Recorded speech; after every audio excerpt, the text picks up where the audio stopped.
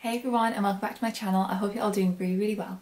So for today's video, I thought I would answer some of your assumptions about Durham University. As a university, Durham has people asking lots of different questions because it is quite a different university. There's like a lot of rumours flying around about it, and like lots of times people have a lot of different questions to do with what it's like to actually live there, study there. So I thought I would clarify a few of those for you in this video. If you've been watching any more videos on my channel, you'll have seen I've done lots of videos about Durham University, so if you haven't seen those and you are interested, please do check them out. If you are new here as well, please do remember to like this video if you enjoy it, and do subscribe to my channel as well. That would make me very happy indeed. Without further ado, let's get straight on with the video. So what I've done is I've written down some of the questions I've had people leave underneath some of my other videos, some of the other assumptions, some of the things that people have been wondering about the university, and also some of the more generic ones that usually crop up like at open days and that kind of thing. So we'll start with the first one, and the first assumption was Durham has loads of posh people or people who are from boarding school. So let me shed light on this matter for you. Basically, due to the way that Durham is as a university, it is very oldie worldy, it is very grand, so to speak. There's lots of old buildings, and it is one of the Russell Group universities. If you don't know what Russell Group means, it's basically kind of like the Ivy League in America. They're basically the universities that are top rated. It is renowned for like having some of the best teaching in the country and in some cases in the world.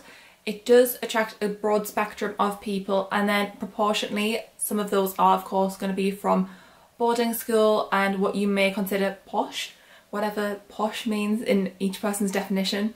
So I would say yes, there are some people from those types of backgrounds, but on the whole, as with any place, it has a really broad spectrum, and you don't need to feel like you would be sort of outnumbered if you hadn't been to a school from that background, for example, because like I was saying, there's lots of different types of people. There's people from all walks of life, all different countries, everywhere you could possibly think of. So don't let that be something that would put you off if you were thinking of applying, and also don't let that be something that would make you nervous or feel like uncomfortable in any way, because it honestly doesn't need to. So the next assumption that I have here is different colleges attract different types of people. Now this one is interesting, and to a certain extent I would say this is true. So for example, some of the big colleges like Collingwood, for example, are renowned for attracting lots of sporty people, and I think that as a college themselves they actually have like a lot of college-wide societies that are good for sports, and because of course there's so many people at the college, it means there's more potential for more teams because there'll be a wider cross-section of people who would actually be interested in joining them. If you went to like a really small college, for example, like St John's is really small and Chad's is one of the smaller ones as well, there's probably going to be less of certain societies just because there wouldn't necessarily be enough people to actually sustain running them. So of course certain ones will attract a different crowd. If I could run through a few of them for you, basically I would say like Collingwood is sporty, Van Mildert has some sporty people as well. Again, it's a very big one, so it makes sense. St John's College is renowned for having more of like a religious vibe to it. Chad's is renowned for being quite sort of a cosy college. It's quite small, and I feel like in freshers year, when you're like in your first year, everyone at the college will know each other because everyone lives relatively close together. So it's like if you go to a bigger college, for example, I was at St Mary's, it's bigger, so you'll probably know of the majority of people, but you won't personally know all of them.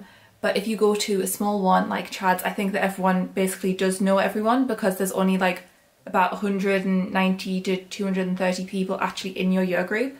Throwing it back to the boarding school thing, Hatfield is renowned for having a lot of people who are from boarding school, but I think that might be because just as a college it looks a bit like a boarding school, so potentially when people go on open days and they see it and it looks sort of familiar to what they're used to, they just would feel more comfortable with it, so potentially that is why. Hildbead again is another sporty college, so yes, from that you can probably tell different types of people do go to different colleges, but all in all there is a cross section across all of them.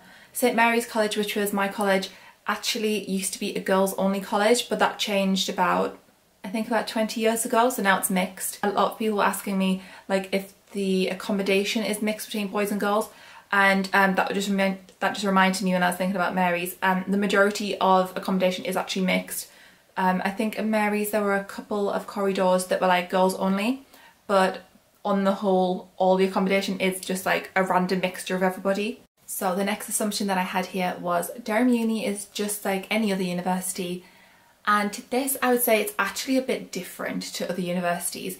And it's different in the sense that it's not like a campus-based university. So a lot of universities, it's a campus, like all the lessons happen in like one specific place or a couple of different specific places, and then everyone's accommodation is a specifically built accommodation place.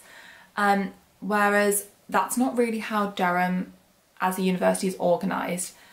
So Durham's pretty much organised in and around the city that already existed. A lot of universities are kind of built in kind of like open spaces that weren't really used for anything to start with, whereas Durham is literally in the city centre of a place that already existed. So basically lessons happen in really old buildings that have been there for literally hundreds and hundreds of years. Some of the colleges are literally in the Bailey, which is like just opposite the cathedral. They're really like old, they're like grade 4 listed, they're historical. The history building is also on the Bailey, which kind of makes sense because it's a very historical place and the history department's there. And it's not like all in the same place either. So for example, you might end up having some lessons up in the science site where the library is as well, where the Bill Bryson Library is, but then you might actually end up having some that are in a completely different place as well. So you might have someone like Palace Green. Like I used to have some on Old Elva, that's where sociology was partly taught, but then I used to have some on Palace Green as well, and it was just such a variety. So just because you're doing like a fixed subject doesn't mean that all your lessons are going to be in a fixed place. So in that sense I would say it's quite different, and where you go for your lessons will be varied because it is built in and around a city. It wasn't just plonked there.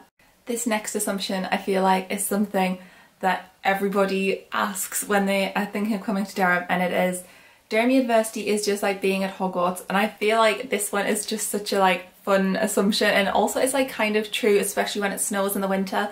So as lots of people already know, part of Durham was actually used to film a part of Harry Potter in, I think it was like the second or the third film, one of the early ones. And it is kind of like being at Hogwarts in parts because it is so historical, because it has a massive cathedral, because everything is so oldie worldy, and of course in the winter with it being up in the north it gets very cold, it gets very snowy, and it does look really magical and beautiful when the snow has fallen. So in that sense, yes, it can very much feel like you're at Hogwarts because it is like basically thematically similar. And also this draws me onto the final assumption. Everyone at Durham wears gowns at formal events, and obviously in Harry Potter everyone knows that gowns are a thing, and at Durham gowns are a thing as well. Not for everybody though, so that assumption isn't true. So some of the more modern colleges and some of the big ones, they have sort of not bothered with the gowns anymore because not everyone wants that kind of experience. Not everyone wants to have their university experience be so formal, but a lot of the colleges are pretty formal and you will get to wear a gown. So they do like themed formal dinners, so sometimes those are themed around like Harry Potter because it just kind of makes sense. My college, St Mary's College, does wear gowns, so you'll wear a gown for fancy dinners like the formals. I think in Fresh Week they usually do a formal. I'm not sure if they'll do that this year, but throughout term basically they usually do lots of formals at different colleges. I know if you go to Castle College they're really big on their gowns, and they usually used to do formals twice a week, so that was super frequent. And basically all you do is you sign up online and then you can attend them, and you can also like bring guests, so you can get like your friends from home can like attend them usually as well, so you can share the magical experience, so to speak. So yeah, lots of the colleges do enable you to wear gowns, but not all of them, because like I was saying, not everyone wants that. I think some of the ones that are on the hill, I think Collingwood for example, I don't think they wear a gown because they're like just more of a modern one, but lots of the other ones do. And even if you go to a college that doesn't wear gowns, like you can obviously go to events at other ones where they do, or you know, you can borrow someone's gown and just like blunt around Durham in it, you know, you can do that. Like I feel like at Durham you should definitely experience wearing a gown for at least one evening. It's kind of like a rite of passage at being at Durham University. You've got to wear it at least once just to, you know, experience it. Yeah. So that is my quick assumptions video about Durham University. I hope that you enjoyed it. I hope that I helped to shed some light on things you didn't necessarily know about the university.